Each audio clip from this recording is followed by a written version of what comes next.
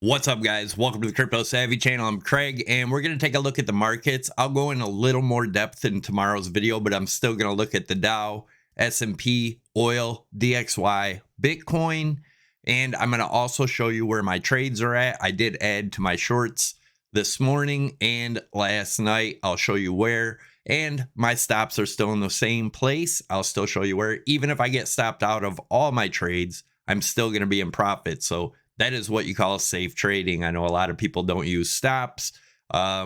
Just be careful out there, guys. If you are trading, always remember this is not financial advice. Never put in more than you're willing to lose, and use risk management.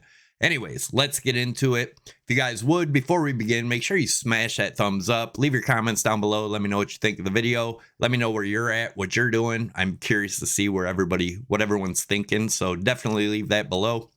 Let's take a look at what's going on. So the Dow Jones, as you guys know, I am still very bearish on the Dow because of just the whole market structure in all markets, right? They're all pointing to some ugly things. I think we're going to get some bad news anytime soon. I know people say you can't predict a black swan event, but if you look at my past videos, we called the big dumps with our targets oftentimes lower than my dump target was. And I will tell you guys my long-term targets plus what I'm doing in the short term. So anyways, as you guys know, I've been watching this as a fractal here, as a top fractal where you get this big fake wick right up here, just like we did here. Does look like this is ready to turn around soon. If it does what it did over here, we'll come down, get a nice dump, then get another rally. Same thing over and over again. But as you guys know, I'm looking for 30.22 for the Dow, and if things get really bad, down to that 22 range.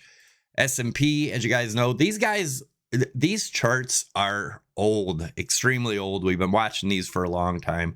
As you guys know here, we may be able to move this up just a tad, not much. Looking at the 3,500 range for the breakdown of this rising wedge here. Depending on when it breaks down, right? But that's my target for there. If that breaks, then we're looking for much lower. That doesn't mean in a day, guys. Oil, this chart is also, I made this chart back in August and told you look for a break of this. Our target would be 62.70. Look at that. Did it in August. When did we hit the target? May 23rd. That was our bounce area. But remember, I said once this trend line right here and this 62.70 is broken, my next target is 27 bucks. Unless this holds. If this holds, then the markets may turn around, things may get good, the sun may come out, and everything is beautiful. I just don't see it. And it's not doom and gloom, guys. That means there is huge opportunity coming. When these markets dump, if you're in cash, you'll be able to buy everything at a huge discount. All right, so DXY, everybody was calling me crazy being bullish on DXY. We are getting a nice little pump here. Our next big resistance is around 103.75. Once that's broken, 104.64. Once that's broken, we should come up to that 108 range. This may be pretty quick and violent over the next month or so. So just be careful there, guys. This does just look like a huge W pattern forming, double bottom, and away we go, right? As you guys know, I've been very bullish on the DXY. Remember, when they put fear into things, when you're watching the news and all that stuff, like fear in the dollar, that's because they're getting into the dollar and they're making the markets look good. So people get into the markets. So you're putting your money in the markets while they're taking your money out, putting it in the dollar. And when the markets come down, they will get everything at a discount with this high value dollar when this is all done. And I do think the bottom will be sometime in September, October this year. I said that back in December 2nd, 2021. I'll leave the video at the end of this video talking about the whole thing. I did say we'd see the bottom sometime in September or October 2023, and that was back in 2021. So as you guys know, I'm looking at this as an Elliott wave count. This was our wave 1, 2, 3, 4, 5. There is subwaves in all waves, right? Even this one here, I got it counted out, but I'll show you. This, I believe, was our 2 wave. This being 3. Now, this 1, 2, 3, this smaller yellow pattern within this big wave 3, right? I'll explain to you where I'm going to put my stops and why also, as long as this does hit. But right here, this wave 4 should not break wave 1. If it does, then this count is invalidated, right? Still looking at this as a 1, 2, 3, 4, and a 5. This 3 wave, the bigger blue 3 wave, should end around 23.4. That doesn't mean we go straight down, right? So what I'm looking for is this. Let's show you real quick. So if this was our wave 4, our wave 1 is up here. We shouldn't break that wave 1. That's why I have my stops above this for my trades. But remember, even if I get stopped out, I will be in profit. I will show you my trade after this. But this being wave 2, wave 3 should get us down somewhere in this range. And how do you find that wave 3? If this was it right here, right? Let's move this over. You take your Fibonacci extension. You go right up to the top of what I believe to be this smaller wave 1 within wave 4, right? You bring it down to the bottom. That would be to wave 1. Then you back up to where we topped out here, being wave 2. That would put wave 3. Let's put this back over there.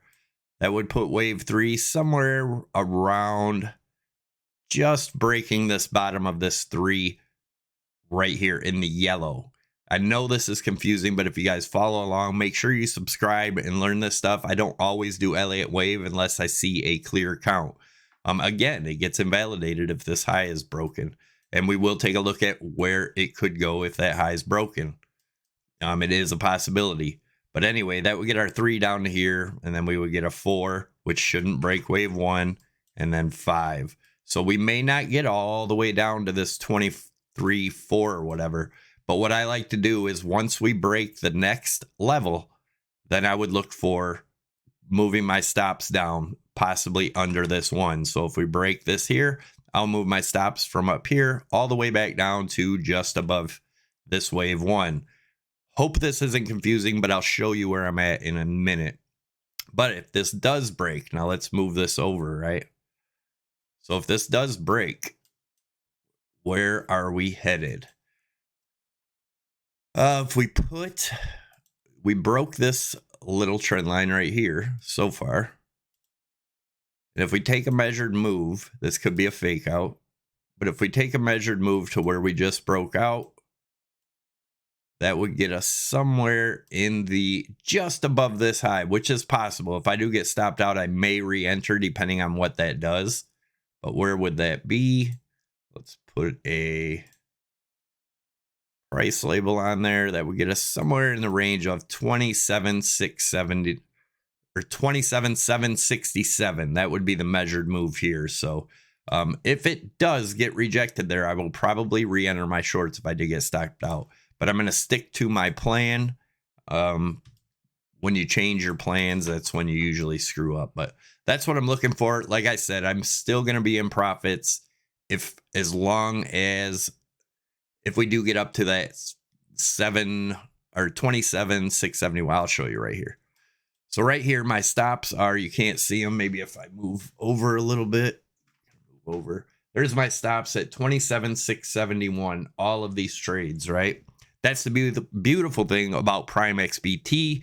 There's a link down below if you want to try them out. They don't link or clump all your trades all in one. You can actually manage each trade separately, and you can trade Forex, gold, silver, oil, S&P, Dow Jones, everything all from one exchange. They recently added aluminum and some other stuff too. So definitely check them out if you haven't. You can trade, like I said, Forex, anything on this trading platform. And they do not trade against you like these scam exchanges that clump your trades together. You can adjust your trades accordingly and, manage each one separate. Right now, here's all the shorts I'm in. This one I entered this morning, 27,397. This one, 27,366 was entered yesterday. As you guys know, I started my shorts up here at 29.2 is where I started laddering in my shorts. Again, if it gets stopped out here, I'm not at a loss. I still will be in profit. A lot of people don't understand this strategy. I suggest you learn it. Moving stops, right? So my stops are in profit. But again, once we break this and hold below it, around that 25.8 range, once we break below there and hold below it for a while, we may come up for some other sub waves. But I will put my stops down here eventually.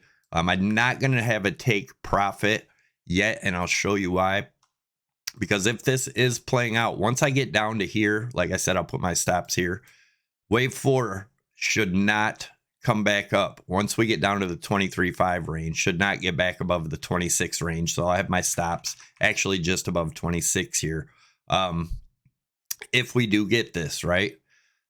So that will safely keep me in the trade without a take profit, because I do think it's possible we get down to this range before the next big bounce.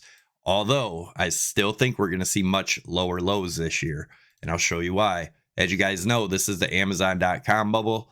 When it washed out all the crappy .coms, big bubbles always return to where they began, and I'm waiting for Bitcoin to do the same thing, wash out all the crypto scam, meme coin garbage, get it all out of there, which all it's doing is people invest in that, and then other people that were in early, or the ones that are shilling it, dump on the people buying it and take their money.